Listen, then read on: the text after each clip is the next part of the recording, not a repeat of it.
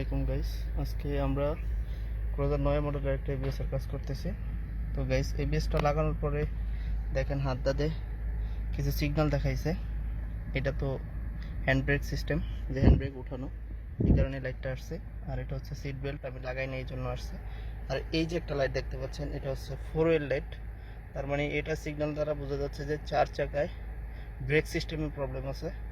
আমরা এবিএস লাগাইছি, তো এবিএস লাগানোর পরে সব কিছু চলে গেছে, এবিএস এর লাইট চলে গেছে, সব কিছু চলে গেছে, কিন্তু এই লাইটটা শো হয়েছে। তো এই লাইটটা সাধারণত অনেক সময় কার্বাই প্রবলেমের কারণে আসে। ব্যাটারির মেন তার খুলে আবার ফিটিং করলে চলে যায়। আমরা এখন ট্রাই করব এটা, যদি ওই প্রবলেমের যদি কার্বাই প্রবলেমের জন্য আসে তাহলে চলে যাবে, আর যদি না যায় তাহলে আমাদের এবিএস এর সার্কিটটা দেখতে হবে, তাহলে হয়তো বা প্রবলেম সলভ হবে।